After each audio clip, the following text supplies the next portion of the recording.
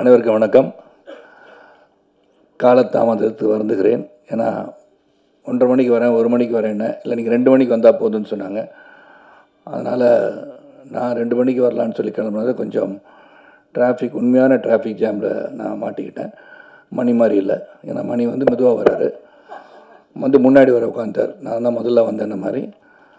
So வருகை தந்திருக்கின்ற அனைவருக்கும் என்னுடைய நன்றி கலந்த வணக்கத்தை தெரிவித்துக் கொள்கின்றேன். கண்ணப்பாவோட ப்ரீ ரிலீஸ் ஈவெண்ட் வந்து தமிழ்நாட்டில் மிகப்பெரிய லெவலில் பண்ணணும்னு எம்ஜிஆர் யூனிவர்சிட்டியில் வந்து பிளான் பண்ணிகிட்டு இருந்தாங்க. அது பல காரணங்களுக்காக இந்த படமும் வந்து 27ஆம் தேதி ரிலீஸ் பண்ணும்போது ஏற்கனவே ப்ரீ ரிலீஸ் ஈவெண்ட் முந்தானத்து வந்து ஹைதராபாத்தில் பண்ணாங்க. அப்போ நான் வந்து சென்னையில் வந்து நம்ம பண்ணுற ஈவெண்ட் பண்ணாமல் இருந்தால் அது எப்படி இருக்கும்னு சொல்லி யோசனை பண்ணி நம்ம ஒரு ப்ரெஸ் மீட் நான் அவங்களெல்லாம் சந்திச்சலான்னு ஐடியா பண்ணேன்.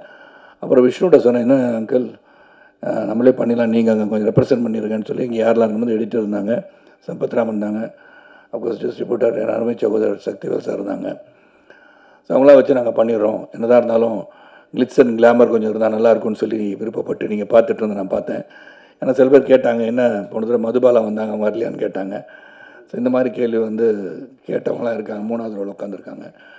அதனால் அதுக்கெல்லாம் நான் ஒரு ரெப்ரசன்டேஷனாக வந்திருக்கேன். அதனால் அவங்களாம் அடுத்த முறை அவங்க வந்து ரிலீஸ் ஆன பிறகு படம் வந்து ப்ரிவியூ ஷோ போடும்போதாச்சும் வர வைக்கிறதுக்கு ட்ரை பண்ணுற மணி அதை உங்கள்கிட்ட சொல்லிடுறேன். ஸோ இந்த படத்தை பற்றி சொல்லணும்னா ஒன்லைன் ஸ்டோரி தான். அது கண்ணப்பான்னு சொன்னால் ஒரே லைன் தான் ஸ்டோரி. காளஹஸ்தீஸ்வரர்னா சிவபக்தர்களே ஒரு சிறந்த பக்தராக 63 நாயனார்கள் ஒருவராக தான் கண்ணப்ப நாயனார். ஏற்கனவே கன்னடத்தில் வந்து ராஜ்குமார் சாரும் அப்புறம் வந்து இந்த ரெபல் ஸ்டார் கிருஷ்ணம் ராஜு சார்லாம் அந்த படம்லாம் கண்ணப்பா தழுவிய கதைகள்லாம் பண்ணிட்டாங்க. இந்த கதையை வந்து விஷ்ணுவின் கோணம் தான் சொல்லணும். ஏன்னா ஒரு பிலீவர் நான் பிலீவர்களில் ஒரு போராட்டம் தான் ஃபர்ஸ்ட் ஹாஃப். அதுக்கப்புறம் எப்படி அவர் வந்து ஒரு இவ்வளோ பெரிய சிவபக்தனாக மாறியதுக்கு காரணம் என்ன தான் அந்த படத்தோட கரு. இது வந்து முதல்ல ஒன்று நான் சொன்னால் மோகன் பாபு சாருக்கும் விஷ்ணுக்கும் நான் வந்து என்னுடைய வாழ்த்துக்களை தொடர்ந்து சொல்லிக்கொண்டே இருக்க வேண்டிய அவசியம். ஏன்னா ஹெவன் ஆன் எர்த் அப்படின்னு சொன்னால் எங்கே இருக்குதுன்னு பார்த்தோன்னா, எங்கே வந்து இந்த சொர்க்கம் பூமி எங்கே இருக்குது அப்படின்னு தேடினோம்னா இந்த நியூசிலாண்டை போய் செலக்ட் பண்ணாங்க. அப்பழுக்கற்ற ஒரு பூமியாக தெரிந்தது. நீங்கள் பார்த்தீங்கன்னா இந்த படத்தில் இருக்கிறலாம் நேச்சுரல் கலர்ஸ்ன்னு சொல்லலாம், தைரியமாக சொல்லலாம். இதெல்லாம் டிஏயில் கரெக்ஷன் பண்ணாங்க, கலர் கரெக்ஷன் பண்ணாங்க. அது ரொம்ப மினிமலாக இருக்கும்னு நினைக்கிறேன். ஏன்னா அங்கே வந்து அந்த நியூசிலாண்டு ரோட்டருவான்ற இடத்துக்கு போகும்போது ஒரு 10 நாள் ஷூட்டிங் போகலாம், 15 நாள் ஷூட்டிங் போகலாம், 20 நாள் ஷூட்டிங் போகலாம். 120 நாளுக்கு மேலே ஒரு வெளிநாட்டில் போய் படம் எடுக்கிறது சாதாரண விஷயம் கிடையாது. நான் பொருட்செலவை பற்றி நான் சொல்லவில்லை, அந்த எஃபர்ட்டு சொல்கிறேன். ஏன்னா ஒரு செரீன் பியூர் பியூட்டிஃபுல் பிளேஸ் இப்படி தான் வந்து அந்த காலத்தில் இப்படி தான் இருந்திருக்கும் இந்த உலகம் அப்படின்னு நினச்சி அதை செலக்ட் பண்ணியிருக்காங்க. அதுக்கு முதல்ல அதே ஒரு பெரிய கண்ணுக்கு குளிர்ச்சியான ஒரு உணர்வை ஏற்படுத்துகின்ற படமாக தான் நான் அதை பார்க்குறேன். நல்ல குளிர் தான். அந்த குழுவில் டிசிப்ளினோட அந்த வேலையை முடிக்கணும்னு சொல்லி ஒரு 7000 ஏக்கர்ஸில் ஒரு இடத்த வந்து பார்த்து அங்கே சில செட்டுகள் போட வேண்டியதாக வார் சீன் எல்லாத்தையும் பண்ணுகின்ற அளவிற்கு சிறப்பாக வந்து பண்ணாங்க. ஸோ ஹேட்ஸ் ஆஃப் டு மோகன் Babu sir and Vishnu Manju for the effort. அந்த பிஹைண்ட் அவங்க பின்னாடி இருந்த கேமராவுக்கு பின்னாடி இருந்த எல்லாருக்கும் என்னுடைய நன்றியை சொல்லணும். இல்லை ஆந்தனி சொன்னது மாதிரி, இப்போ சக்திவேல் சொன்ன மாதிரி சரி, சம்பத்ராமன் சொன்ன மாதிரி, இதில் வந்து இந்த போராட்டம் வந்து ஸ்டார்டிங் வித் சின்ன வயசுலேருந்து பார்த்தீங்கன்னா அந்த சிறுவன் கல்லை தூக்கி எறிய இது கல்லுன்னு சொல்லி பராசக்தி போல் வசனங்கள் பேசுகின்ற ஒரு காட்சி அமைப்பெல்லாம் அமைஞ்சிருக்கும்.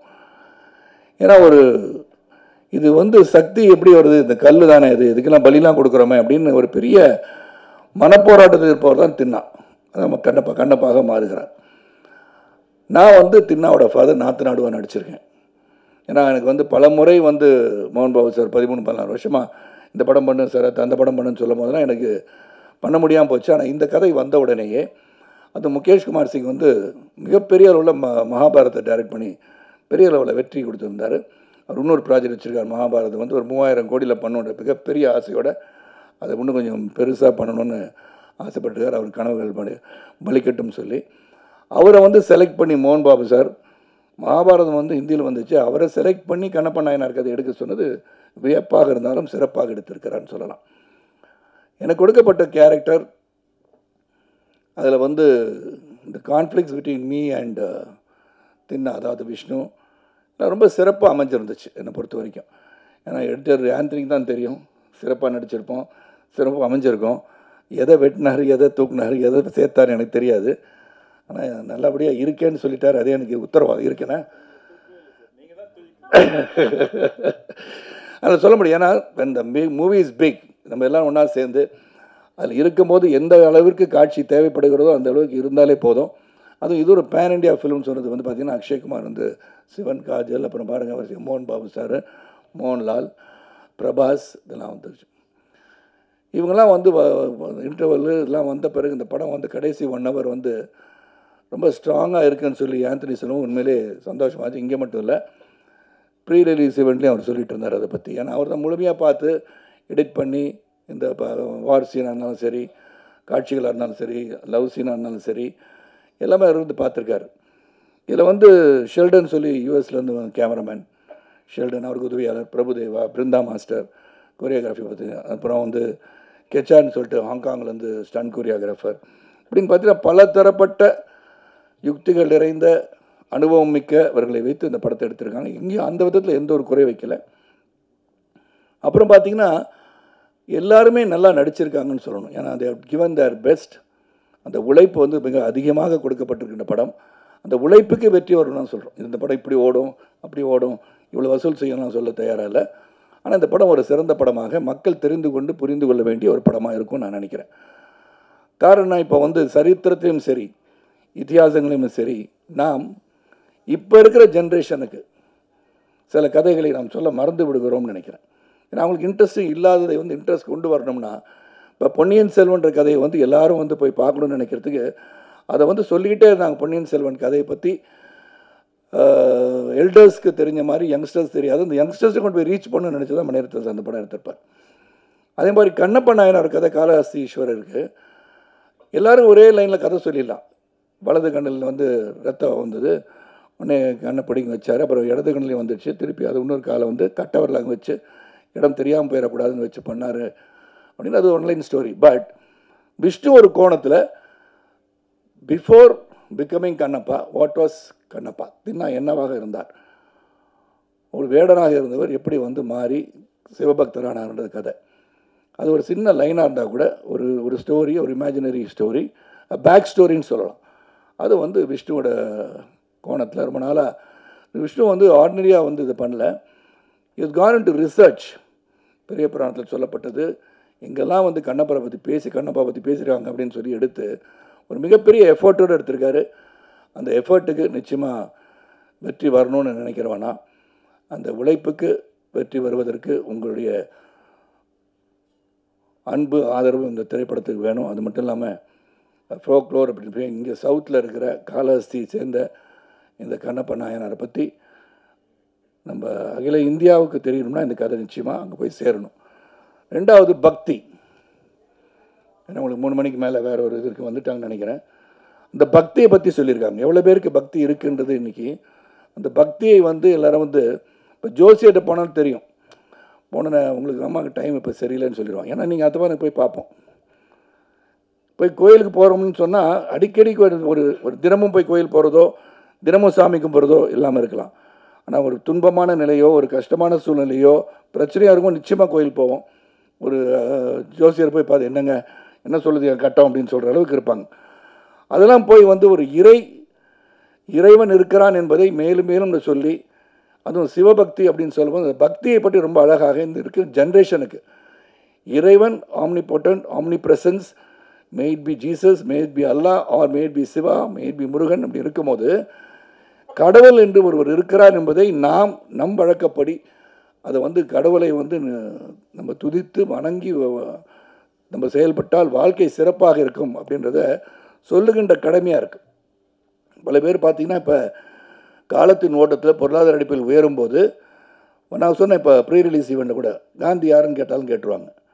ஏன்னா now they are so busy making money, economic growth, their growth in life. அவங்கள சொல்லி குற்றம் இல்லை, எல்லாத்தையும் இது தெரிஞ்சுக்கிட்டா என்ன அவசியம், எதை தெரிஞ்சுக்கணும் அதை தெரிஞ்சுக்கணும்னு நினைக்கிறாங்க. ஆனால் ஒரு ரெஸ்பான்சிபிளாக இருந்து இந்த மாதிரி கலை உலகத்தில் இருக்கும்போது கலை மூலமாக ஒரு சினிமா மூலமாக இப்போ வந்து உதாரண சக்தி சொன்ன மாதிரி பொன்னியின் செல்வனை எல்லோரும் பார்க்கணும், இதை வந்து பிரம்மாண்டமாக திரையில் சொல்லும்போது அந்த கதையை போய் பார்க்கின்ற ஆர்வத்தை தூண்டும் போது அதை பற்றி அவர்கள் தெரிந்து கொள்வார்கள். இந்த மாதிரி கண்ணப்ப நாயனாரை பற்றி இந்த திரைப்படத்தை பார்த்த பிறகு ஓஹோ இப்படி ஒரு பக்திமான் இருந்திருக்காரா சிவபக்தவன் அப்படின்னு தெரிகிற அளவுக்கு இந்த படம் இருக்கும். ஆனால் பக்தி என்பது அவரவர்கள் மனதிலே தோன்றுகின்றது தான். அந்த பக்தி பரவசமோடு இருக்க வேண்டும் என்று சொல்கின்ற ஒரு படமாக இது அமையும் சொல்லி இந்த படத்தை உங்களுடைய ஆதரவோடு, மக்கள் ஆதரவோடு இந்த படம் வெற்றியடைய வேண்டும் என்று இறைவனை வேண்டிக் கொள்கின்றேன். அதே சமயத்தில் ஆடியன்ஸ் வந்து எந்த படத்தை பார்த்தாலும் உங்களுடைய வியூ உங்கள் மனசில் வச்சுக்கோங்க. நீங்கள் தியேட்டர் உள்ளே உட்காந்துக்கிட்டு மொபைலில் மச்சான் உள்ளே வந்துடாதரா படம் நல்லா இல்லைன்னு சொல்லிடாதீங்க. ஏன்னா அந்த மாதிரி சொல்கிறனால என்ன ஆகிடுதுன்னா உங்கள் வியூ மே பி டிஃப்ரெண்ட். இங்கே இருக்க சில ஆடியன்ஸ் வந்து பிரபாஸ் இருக்கான்னு படம் பார்க்க வந்திருக்கலாம், சில பேர் மோகன் பாபு இருக்கான்னு படம் பார்க்க வந்திருக்கலாம். ஸோ உங்கள் வியூவில் இந்த படம் வந்து நல்லா இருக்கா நல்லா இல்லையன்றதை அவங்கவுங்க போய் திரையரங்குக்கு போய் ரிலீஸ் ஆகிற எந்த படமாக இருந்தாலும் அவங்க வியூவுக்கு விட்டுட்டிங்கன்னா இந்த திரையுலகம் சிறப்பாக இருக்குன்னு கூறி வருகை தந்த அனைவருக்கும் மீண்டும் ஒரு நன்றி கூறி இந்த கண்ணப்பா திரைப்படம் சிறப்பாக வருவதற்கு அந்த தயாரிப்பாளர் மோகன் பாபு, விஷ்ணு, இதில் உழைத்த அனைவருக்கும் என்னுடைய வாழ்த்துக்களை சொல்கிறேன். அதுவும் எடிட்டர் ஆந்தனி பற்றி சொல்லி ஆகணும். Very dedicated worker. 24/7 இந்த படத்தில் எவ்வளோ உழைச்சிருப்பான்னு எனக்கு தெரிஞ்சானா அது பெரிய படம். அதை வந்து டு பிரிங் இட் டு ஒரு சிம்பிள், அந்த அவரே சொன்னார் லென்த்து மாதிரி தெரியும் ஆனால் இருக்காதுன்னு அவரே சொல்கிறாரு. 6 படத்தை எடிட் பண்ணியிருக்காங்க. நான் எங்கே இருக்கேன்னு தெரில. அது இல்லாட்டி எடிட்டர் ஆந்தனி வீட்டிற்கு நான் நிச்சயமாக சென்று அவருடன் காஃபி சாப்பிட்டு வரேன். வேறு ஒன்றும் இல்லை. ஸோ அதனால் நல்ல ஒரு படத்தை, இந்த முயற்சி கடுமையான முயற்சி, அந்த முயற்சிக்கு படம் எடுத்திருக்கோன்னு சொல்லலாம். அந்த முயற்சி வெற்றி பெற உங்களுடைய வாழ்த்துக்களுடன் விடைபெறுகிறேன். நன்றி, வணக்கம். தேங்க்யூ. ஸோ படத்தை பற்றி ஏதாவது கேள்வி கேட்கணுன்னா கேட்கலாம். படத்தை பற்றி மட்டும். அதாவது இதில் ஒன்று தான், நான் வந்து ரெப்ரஸன்டேட்டிவ் தான், நான் ஏஜென்ட்டு. இந்த படத்தில் நடித்ததற்கு பற்றி கேட்டால் நான் நடிச்சிருக்கேன், என் கேரக்டர் எல்லாம் சொல்லிட்டேன். வேறு எதுவும் கேள்வி கேட்கணும்னா இந்த படத்திற்கு ஒத்த கருத்துடன் இதை பற்றி தெரிந்து கொள்ள வேண்டுமா எனக்கு தெரிந்த உண்மைகளை அழகாக சொல்ல முடியும். ஏன்னா அதுக்கப்புறம் வந்து வேறு ஒரு படம் ரிலீஸ் ஆக இருக்குது. 2-3 நாளுக்கு அப்புறம் அவங்களை மீண்டும் சந்திக்கும் போது விழாவரியாக நீங்கள் தொடுக்கின்ற கணைகளுக்கு நான் ஏற்றுக்கொண்டு பதிலளிக்க தயாராக இருக்கிறேன் என்று சொல்லி விடைபெறுகின்றேன். எது கேட்கணும் கேளுங்க. இல்லை முருகன் மாநாடு போல, ஏன்னா நான் வந்து ஹைதராபாத் போயிட்டு வந்தேன். முருகன் நூல் வாழ்ந்து கொண்டு இருக்கிறார். என் கழுத்தில் வந்து எல்லாமே இறைவனை வச்சுட்ருக்கேன். இறைவனை வணங்குகின்ற நான். அதனால் அங்கே நான் போகிறதுக்கு வந்து பாஸ் வந்து விவிஐபி பாஸ் வந்து வர சொல்லி என்னால் போக முடியல. வர 7க்கு வந்து ஒரு பதிவு செய்து அனுப்பியிருந்தேன். பார்த்திருப்பீர்கள் அன்பு தோழர் என்று நினைக்கிறேன்.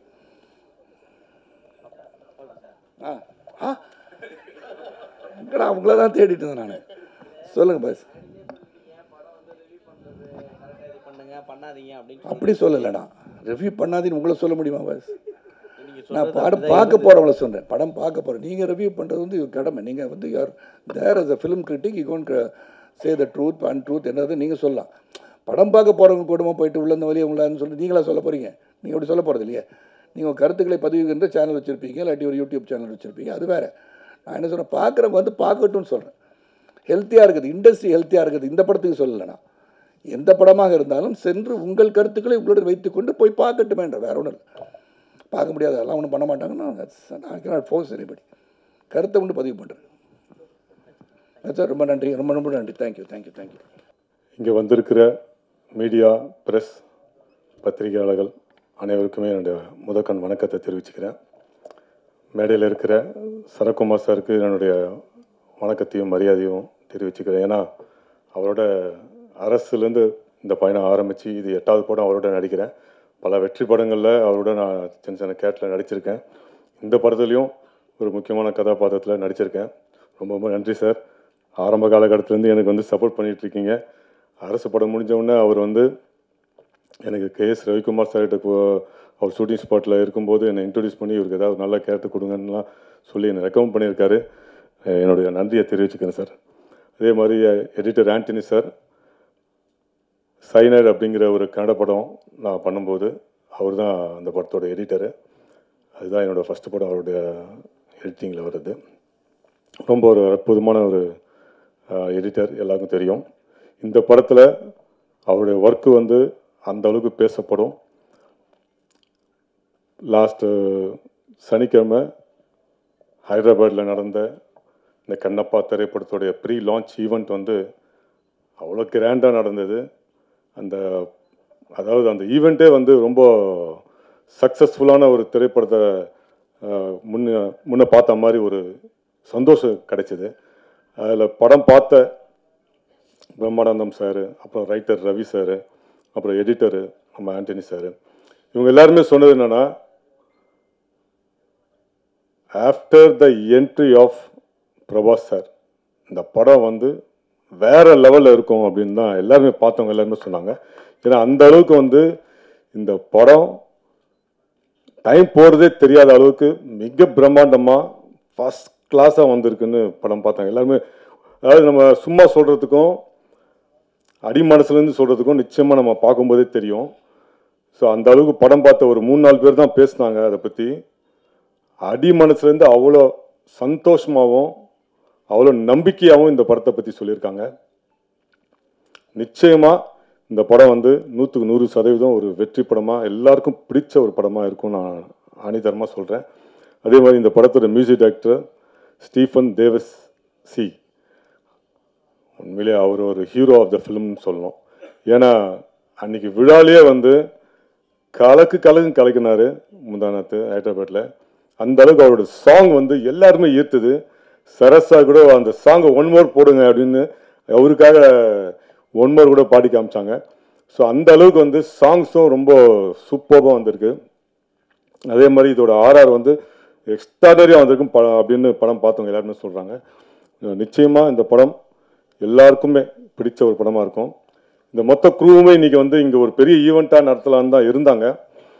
பட் இந்தியா முழுக்க பல நகரங்களுக்கு போய் இந்த படத்துடைய ப்ரீ லான்ச் ஈவெண்ட்ஸ் நடத்துறதுனால, அடுத்தடுத்து வர வெள்ளிக்கிழமை ரிலீஸ் ஆகிறதுனால இதை ரெப்ரசன்ட் பண்ணுறதுக்கு இந்த சின்ன குழு மட்டும் நாங்கள் மட்டும் வந்திருக்கோம்.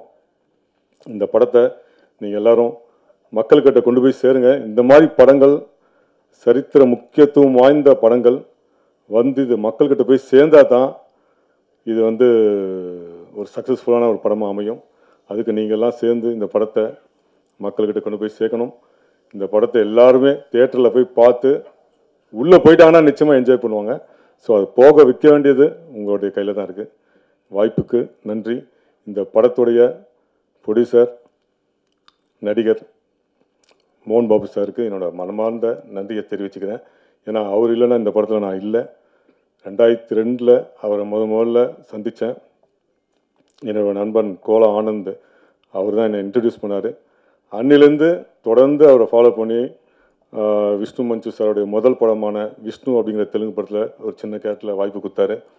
அதுக்கப்புறம் காயத்ரி அவர் ஹீரோவாக பண்ண படத்தில் வாய்ப்பு கொடுத்தாரு. அதுக்கப்புறம் இந்த படத்தில் ஒரு முக்கியமான கதாபாத்திரம் கொடுத்துருக்காரு. ஸோ தொடர்ந்து முயற்சி பண்ணால் நிச்சயம் ஒரு நல்ல நிலைமைக்கு வருவோங்கிறதுக்கு இதுவும் ஒரு சின்ன உதாரணமாக நான் எடுத்துக்கிறேன். ஏன்னா தொடர்ந்து அவரை ஃபாலோ பண்ணி இங்கேருந்து திருப்பதியில் போய் பார்ப்பேன், அவர் எப்பாவது காலாஸ்டிக்கு வந்தாருன்னா அங்கே போய் பார்ப்பேன், ஹைதராபாத்தில் போய் பார்ப்பேன், சென்னையில் அவர் இருக்கும்போது சென்னையில் வந்து பார்ப்பேன்.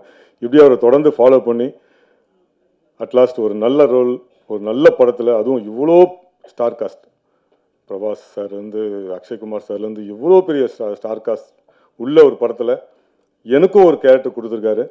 ஃபார் த ஃபஸ்ட் டைம் தெலுங்கில் நான் இது வந்து எனக்கு 10ஆவதோ இல்லை 11ஆவது படம்னு நினைக்கிறேன்.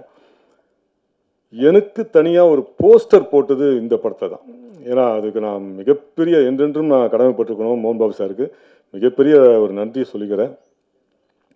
ஸோ என் கேரக்டருக்கும் ஒரு இன்ட்ரடக்ஷன் கேரக்டர் சம்பத் ராம் போட்டு என் கேரக்டரை பற்றி ஒரு போஸ்டர். ஸோ இது இவ்வளோ பெரிய படத்தில் எனக்கு கிடைச்சது வந்து உண்மையிலே அந்த ஆண்டவனுடைய அருள் தான் நான் சொல்லணும். நிச்சயமாக இந்த படம் ஒரு மிகப்பெரிய ஒரு வெற்றி படம் அமையும். வாழ்த்துக்கு நன்றி. வாழ்த்துக்கள். அனைவருக்கும் வணக்கம். கண்ணப்பா, முதல்ல சரத் சார்கிட்டேருந்து தான் இது ஆரம்பிக்கணும். திடீர்னு ஒரு நாள் ஃபோன் பண்ணாங்க, கண்ணப்பா படம் தமிழ்நாடு ரிலீஸ் பண்ணுறீங்களா? சார் என்ன சார் கேட்குறீங்க, ஒரு பேன் இண்டியா ஃபில்மு சார், அது ஆப்பர்ச்சுனிட்டி சார், இது நீங்கள் சொல்கிறது வந்து ஆப்ஷன் கிடையாது, ஆப்பர்ச்சுனிட்டி அப்படிங்கிற லெவலில் நான் பார்த்து சொன்னேன். இல்லை ஆக்சுவலாக வந்து தமிழ்நாடு ரிலீஸ் பற்றி நான் பேசிக்கிட்டு இருக்கும் பொழுது நான் உங்கள் பேரை சொல்லலாம் அப்படின்னு யோசித்தேன். நான் உங்கள்கிட்ட சொல்லாமல் சொல்லக்கூடாதுன்னு சொல்லிட்டு ஜஸ்ட்டு கால் பண்ணேன். கண்ணப்பா படம் தமிழ்நாடு நல்லபடியாக ரிலீஸ் பண்ணி கொடுத்துருங்க. ஏற்கனவே வந்து சார் வந்து என்னோட ஒர்க்கை வந்து போர்த்தொழில், பரம்பொருள் இதில் எல்லாமே பார்த்துருக்காங்க.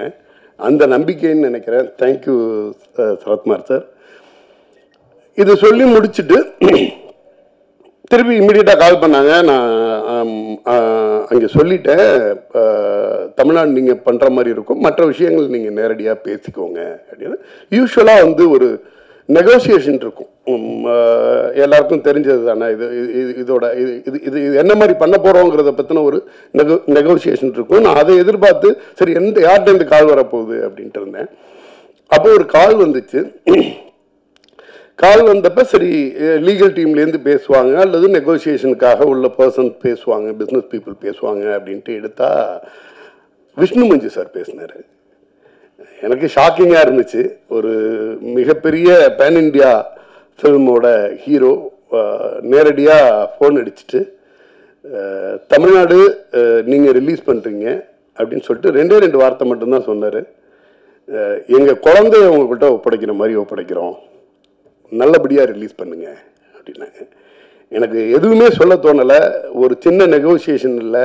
அந்த படத்தை பற்றி இவ்வளோ பட்ஜெட்டில் பண்ணியிருக்கோம், இதை பண்ணியிருக்கோம், அதை பண்ணியிருக்கோம், எந்த பில்டப்பும் கிடையாது.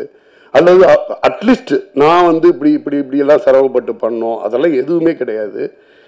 ஒரே வார்த்தையில் அதை முடித்தார், எங்கள் குழந்தைய உங்கள்கிட்ட ஒப்படைக்கிறோம், நல்லபடியாக ரிலீஸ் பண்ணுங்க அப்படின்னு. எனக்கு ஒரு மாதிரி சிலிர்ப்பாக இருந்துச்சு. இவ்வளோ பெரிய படம் பண்ண ஒரு ஹீரோ ஜென்ரலாக ஒரு படத்தை பற்றி அந்த படத்தோட ஹீரோ நேரடியாக ஃபோன் பண்ணி பேசுகிறதுங்கிறது வந்து ரொம்ப ரொம்ப கம்மியாக இருக்கும். அந்த சினிமா மேலே உள்ள பேஷன் அல்லது லவ் அவரை வந்து அது மாதிரி சொல்ல வச்சிருக்கு அப்படின்னு. அது முடிச்சுட்டு ட்ரெய்லர் பார்க்குறேன். அதுக்கு பிறகு அந்த ட்ரெய்லர் வருது. ட்ரெய்லர் பார்க்குறேன். ட்ரெய்லர் பார்த்தா அந்த சிவலிங்கத்தை அவர் போய் கட்டி பிடிக்கிற ஒரு சீன் பார்த்தா அவர் பேசுனதும் அதுவும் வந்து ஒன்றா ரிலேட் ஆச்சு. அந்த சிவனை கிட்டத்தட்ட ஒரு குழந்தை மாதிரி போய் நான் பார்த்துக்கிறேங்கிற லெவலில் பயங்கரமாக இருந்துச்சு. ஆக்சுவலாக வந்து என்னென்னா அந்த அந்த அந்த சினிமாவை அவர் எந்தளவு காதலிச்சாரோ அந்த படத்தை எந்தளவு காதலிச்சிருக்காருங்கிறது வந்து அவரோட வார்த்தைக்கும் அந்த ஃப்ரேமில் உள்ள அந்த ஃப்ரேமுக்கும் என்னால் ஈஸியாக கனெக்ட் பண்ண முடிஞ்சிச்சு. மிகப்பெரிய ஸ்டார் காஸ்ட் எல்லாம் சேர்ந்து ஒரு பெரிய பொருட்செலவில் பண்ணப்பட்ட படம். அதை விட நமக்கு இன்னொரு சந்தோஷமான விஷயம், நம்ம ஒவ்வொருத்தருமே இங்கே உள்ளவங்களில் எனக்கு தெரிஞ்சு ஒரு 99% கண்டிப்பாக கண்ணப்பா கதையை வந்து ரொம்ப நுட்பமாக சின்ன வயசுலேருந்தே கேட்டு பழகியிருப்போம். நமக்கு வந்து இப்போ இன்னைக்கு பொன்னியின் செல்வமாக இருக்கட்டும், அந்த காலத்தில் வந்த சம்பூர்ண ராமாயணமாகட்டும் இருக்கட்டும், அல்லது மகாபாரதத்தை தழுவி எடுக்கப்பட்ட திரைப்படங்களாக இருக்கட்டும், காலங்காலமாக நம்ம கேட்டுக்கிட்டு இருக்க கதையை பெரிய ஸ்க்ரீனில் நமக்கு பிடிச்ச ஆர்டிஸ்டோட பார்க்கும் பொழுது அந்த ஆடியன்ஸுக்கான கனெக்டுங்கிறது வேற ஒன்றா இருக்குது. பொன்னியின் செல்வன் எடுக்க ஆரம்பிக்கும் போதே எல்லாருக்கும் தெரியும் வெற்றி படம் அப்படின்னு. ஆனால் அது அவ்வளோ பெரிய வெற்றி படங்கிறது வந்து எல்லாரும் நினச்சதை விட 2 மடங்கு அதிகமாக பண்ணுச்சு.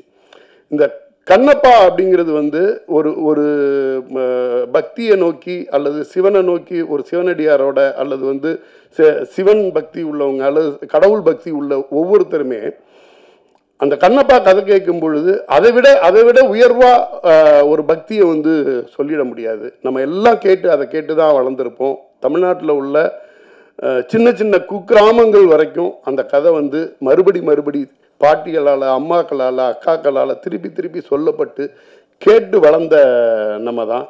அதை வந்து மிக சின்ன லெவலில் பண்ணாமல் ரொம்ப பிரம்மாண்டமாக பண்ணியிருக்காங்க.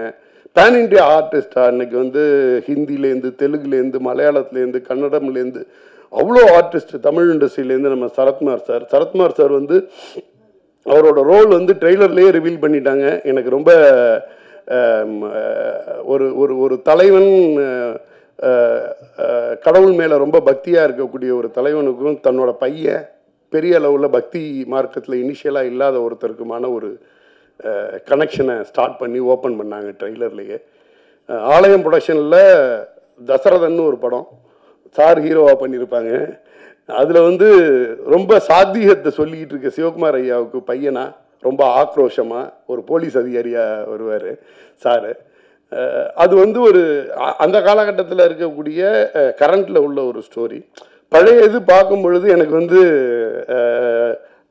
சிவகுமார் சாரோட பையனாக நடித்த சரத்குமார் சார் இன்னைக்கு வந்து விஷ்ணு மஞ்சு சாரோட அப்பாவா, ஒரு தலைவனா, ஒரு ஒரு முக்கிய இடத்தோட, ஒரு கூட்டத்தோட, குழுவோட தலைவனா ரொம்ப அழகாக எனக்கு கனெக்ட் ஆச்சு. அது என்னென்ன சாதாரணமாகவே அந்த மாதிரியான ஒரு கேரக்டர் வந்து ரொம்ப அழகாக பண்ணிட்டு போகக்கூடிய ஆள் சரத்குமார் சார். அது ரொம்ப பொருத்தமாகவும் இருந்துச்சு. இந்த திரைப்படம் பட்டி தொட்டி எல்லாம் வந்து மிகப்பெரிய அளவில் வெற்றி பெறணும். இது வந்து என்னென்னா ஒரு உயர்ந்த நோக்கத்துக்காக ஏதோ சும்மா ஒப்பைத்தலோ இதுவோ இல்லாமல் நிறைய உழைப்புகளோடையும் கனவுகளோடையும் தயார் பண்ணியிருக்காங்க. ஜென்ரலாக நம்ம எடிட்டர் ஆண்டனி சாரோட கத்திரி மட்டும்தான் பேசும். அவரே இவ்வளோ நேரம் பேசியிருக்காருன்னா அது வந்து என்னென்னா படத்தில் விஷயம் இல்லாமல் அவ்வளோ நேரம் பேச மாட்டார். ஆக்சுவலாக இந்த படத்தோட கிளைமேக்ஸ் 1 hour கூஸ் பம்ப் அப்படின்னு சொல்லி ஒரு எடிட்டர் சொல்கிறது, அது மற்ற எடிட்டரை கூட சொல்ல வச்சிடலாம், அவரை சொல்ல வைக்க முடியாது. அவர் 2 வாரத்துக்கு மேலே பேச மாட்டார். எனக்கு தெரிஞ்சு அதிகமாக பேசி நான் அவரை பார்த்தது இந்த ஸ்டேஜில் தான். சம்பத்ராம் சார் நான் சோசியல் மீடியாவில் பார்த்துட்டு இருப்பேன். இப்போ இல்லை, இந்த படத்தோட சின்ன அப்டேட் இருந்துச்சுன்னா கூட அதை வந்து பயங்கரமாக எடுத்து ப்ரெசென்ட் பண்ணிகிட்டு இருப்பார். ஒரு ஆர்டிஸ்டாக அவரோட கேரக்டரு அதில் இருந்துச்சுன்னா கூட அந்த படத்தை அவ்வளவு லவ் பண்ணதுனால தான் அந்த படம் வந்து எவ்வளோ முக்கியமான படங்கிறது அவருக்கு தெரிஞ்சிருக்கு. அத்தனை தரம் திருப்பி அந்த சோஷியல் மீடியாவில் எடுத்து அதை வந்து புஷ் பண்ணிக்கிட்டே இருப்பார். நான் நிறைய உங்களோட ஸ்டேட்டஸ்லேருந்து எல்லாமே பார்த்துருக்கேன். இந்த படத்தை நிறையா நீங்கள் வந்து புஷ் பண்ணிகிட்டே இருப்பீங்க. ஒரு நல்ல படம் மிகப்பெரிய உழைப்பை போட்டு பண்ணக்கூடிய எல்லா திரைப்படத்துக்கும் பத்திரிகையாளர்களுடைய சப்போர்ட் வந்து ரொம்ப நல்லாவே இருக்கும். நீங்களும் இந்த படத்தை எந்த அளவுக்கு மக்கள்கிட்ட கொண்டு போய் சேர்க்க முடியுமோ, ஒரு நல்ல எண்ணங்களை மக்கள் மத்தியில் விதைக்கிறதுக்கான ஒரு மிகப்பெரிய கருவியாக நீங்கள் இருந்து இந்த திரைப்படத்தை தமிழகத்தில் வெற்றி பெற செய்கிற அளவுக்கு மக்கள்கிட்ட கொண்டு போய் சேர்க்குமாறு பணிமுன்போடு கேட்டுக்கொள்கிறேன். இந்த படத்துக்கு PR விஸ்வா பிரதர் அவங்களுக்கும் எனது வாழ்த்துக்களை தெரிவித்துக் கொள்கிறேன். நன்றி.